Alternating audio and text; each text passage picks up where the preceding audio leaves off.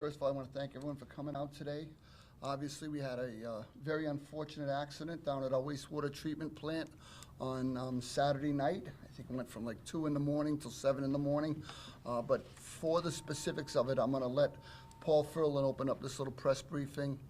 Paul is our administrator of community utilities. He's the one that's responsible for all of the water lines in the city of Fall River. It's a heavy, heavy burden, but he does a great job, and we'll let him answer some questions and release a little press thing. Excellent, thank you very much. Everybody should have received the press notification that I just passed out. So about 2 o'clock in the morning, down at our wastewater treatment plant, we had an issue with the main breaker that fed into our wastewater treatment plant. That's a 1600 amp breaker that feeds a portion of the plant, the pre-treatment facility.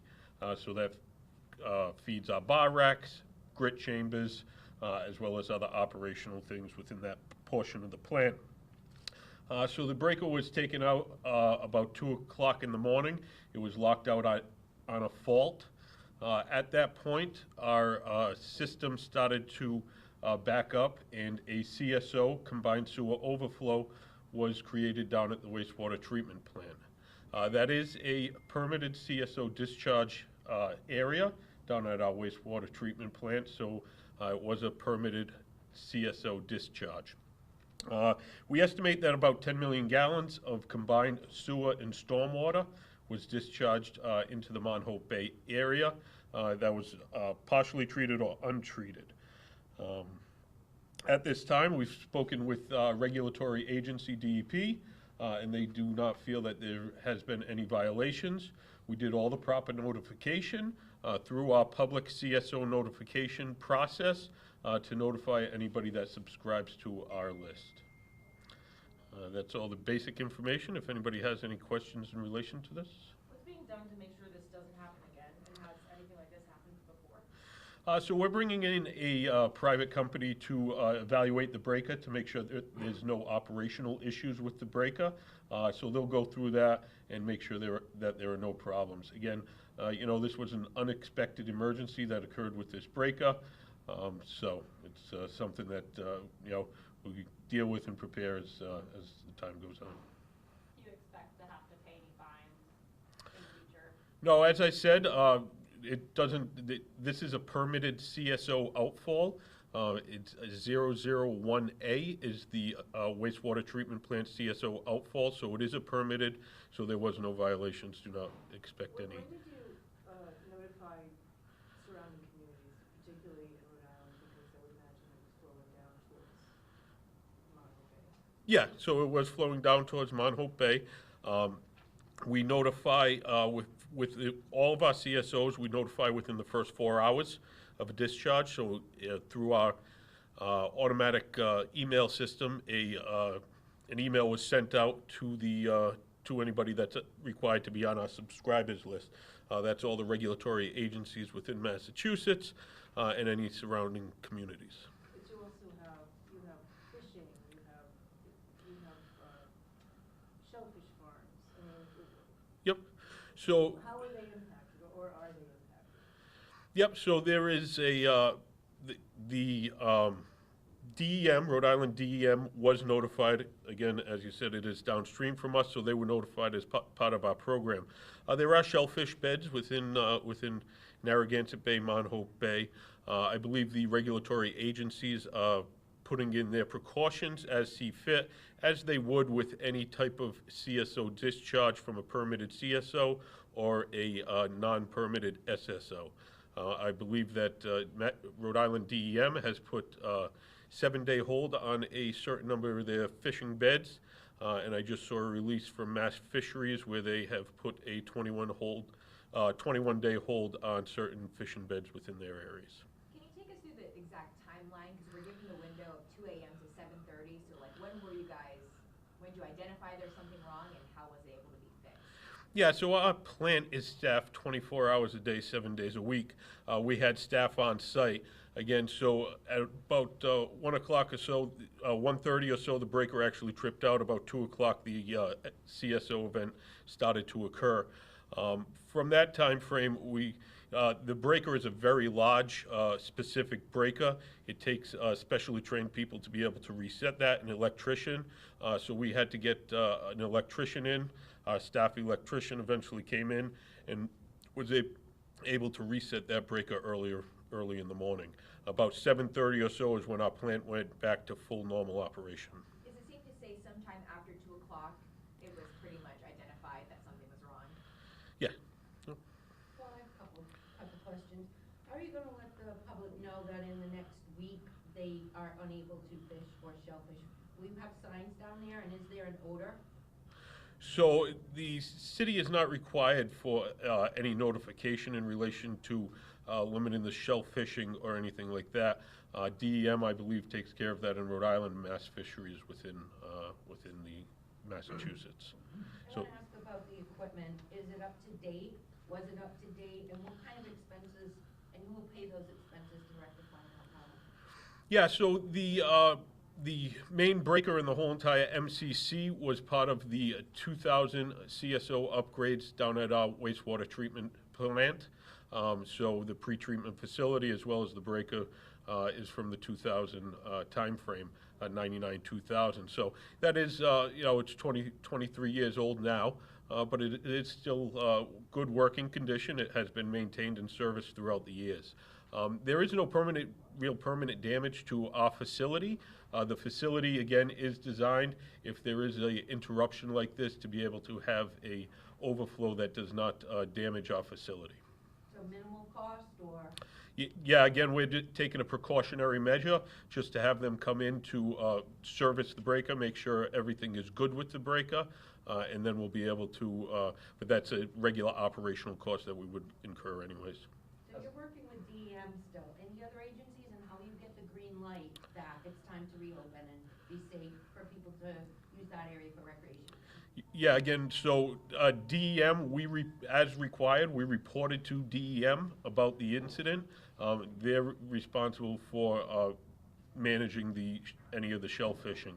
DEP, Mass DEP and EPA are regulatory agencies, and we've been working with Mass DEP. They came down and did a tour of the plant this morning. I want to go back to the odor. Has anybody complained that lives next by or near, or if there's a certain wind direction, has anybody complained? I have not received any complaints as of today of any odors coming from the plant today. Thank Is you. there any testing, sampling being done in case of E. coli being found in the waters nearby? Like, this is just like, some people, we're entering into the summer time. Is Rhode Island and you guys are in communication to making sampling being done for the water? So we sample certain areas within the whole entire city, so the Taunton River and Mount Hope Bay. Some of our other CSO outfalls we sample on a regular basis. There's no particular samples required or that we're planning to do in relation to this incident. Is there concern about any effects on the community from this incident or surrounding communities? So again, the effects are, there was a CSO discharge, the standard health effects, that could be in place, the health issues that could be in place due to contamination, this type of contamination entering the water body. There's a sign outside the facility. Is it like a state sign? Is it currently being repaired, or are there currently things going on with the state to do renovations right now, or? Yes, so we currently have an upgrade of the wastewater treatment plant ongoing. This is contract 2 of an overall 7 contract plan for upgrades of the wastewater treatment facility. The area that was affected is not under construction as part of this project. We're updating right now dewatering areas in other areas of the facility. Hey, Paul, I was a few minutes late, so I'm sorry if we've already gone over this, but can you describe what exactly was in the water? Like, what part of the treatment process didn't make it through, what parts didn't, and like, were there actual sewage solids still in it by the time it flowed out of the day? Yeah, so it was right at the headworks of the plant, so the beginning of the plant where the wastewater does enter the plant. It was prior to the bar screens, so there was minimal treatment, if any, to the wastewater as it discharged. The wastewater was extremely diluted due to the heavy rains that we were having at the time. So, you know, it was a mixture of combined sewer as well as stormwater. Was the failure of that breaker or the breaker clicking, was it caused by the heavy rain and the outflow of water, the overload, or? Not necessarily. There was no water damage to the breaker, nothing inside the panel or anything like that. You know, again, we're going through to evaluate to make sure that there is no issue with that breaker. What will lead to the breaker just what will lead to that happening? Is there something like, you know, a heavy amount of water coming into the system where the computer just doesn't know what to do? Like, what leads to that breaker clicking and causing this? Yep. So there was one pump that we have, a grip pump that was that tripped out earlier. They reset the breaker. We believe it may be related to the ground fault within that one pump. It wasn't a mission critical pump, but it took out a mission critical breaker. Well, there's been talk a lot in the last few years about manpower, at, you know, in water and sewer. Does that have anything to do with that? No, so we were fully staffed at the plant at the time for a off-hours storm. An off-hours storm like this, we have multiple operators on duty, a maintenance staff on duty, as well as other collection staff to be able to deal with issues within the system, as well as other CSO facilities throughout the system. This just so happened, again, with the size of this breaker, you know, safety is of the utmost concern for the staff. If there was some type of issue behind this breaker when it was reset, there could have been an arc flash or you know, damage inside the breaker. So somebody properly suited, properly trained to reset that breaker needed to be to do that. There was no problem with manpower at the time? Not in this incident, no. Well, in general, how often are there CSO discharges, say, in a given year? I mean, obviously the weather plays a role, but in general. So the city had a total of 19 CSOs throughout the entire city. We currently have 17 that are still active CSOs. There are 15 that are untreated. During moderate to heavy rainstorms, those CSOs are activated throughout the city. Mass DEP has put in place a requirement for us to send out notification whenever that does occur. So we do have that notification sent out. It's sent out to a number of medias, as well as anybody who subscribes to our service gets an email within 4 hours of any of those discharges occurring. How often does it overflow the sewer plant? I think is what you. Yeah, In general, I mean, so that could be any moderate to heavy rainstorm could go out one of the other 17 CSOs within the city. Was there any event yesterday? Yeah. With the thing? Yeah, so the No more events? the other CSOs did discharge throughout the rainstorm that occurred Saturday night into Sunday. What does CSO stand for? CSO stands for Combined Sewer Overflow. So too much water means that it's gonna try to, you know, empty it a little to keep it on level, that way it doesn't break anything? Is that what it's doing? So, yeah, it's a relief during wet weather that discharges out into the bay. You know, older communities like Fall River, as well as a lot of other communities across the Commonwealth and the United States, have CSOs that are active. Essentially, prior to the Clean Water Act, water used to discharge right down into the rivers and bays. Clean Water Act was enacted, and wastewater treatment plants were built, and wastewater was conveyed to those treatment plants. During wet weather, still, our systems are not large enough to take the sewer and the stormwater, so there are still active CSO discharges in a lot of older communities across the nation. But, I mean, this doesn't seem to be an example of like there being too much volume in the system. This was just a circuit breaker, right? Correct. So this was the circuit breaker that tripped and caused the CSO at the wastewater treatment plant. So probably would have happened or not happened regardless of the weather. I guess the region got over an inch yesterday. Yeah, if the breaker did not trip, we would not have had a CSO at the wastewater treatment plant, but we did have other active CSOs within the city. Those other active CSOs were sending out clean water though, correct? Or did they also have waste? Nope, that was combined sewer and stormwater. Does this signal that all the millions of dollars that the city has spent on CSOs is not working? No, this doesn't signal that at all. You know, the city has spent a large amount of money over the past 30 years on mitigating CSOs. You know, you go back to the 80s and the 90s and look at the frequency of CSO discharges and the volumes, and that has greatly reduced over the years.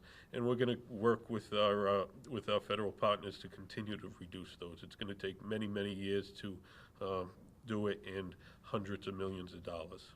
Yeah, right now, I think we owe $300 million for our CSO projects. We spend about $11 million a year on CSO, with about $8 million in operating costs just to run the CSO program. So it's a very, very expensive program. And as Paul pointed out, you have to understand that up the Taunton River all the way to Brockton, they're fighting the exact same fight, and that flows up and down at the same time. So the river is much cleaner than it was a few years back, and we don't want to have any part of it, but this was just an unfortunate accident. I mean, we have seen species come back, the cormorant, the Yeah. eagles have come back rather than when, I was younger and you couldn't even shellfish it off. Yeah, 100%. You know, I think you take a look out in the bay and the river, and the water quality has greatly improved. You know, and that's because of work we've done in a lot of surrounding communities as well, work that they've done. Thank you, everybody. Thank you, Jim. Thank you. Paul. Thank you.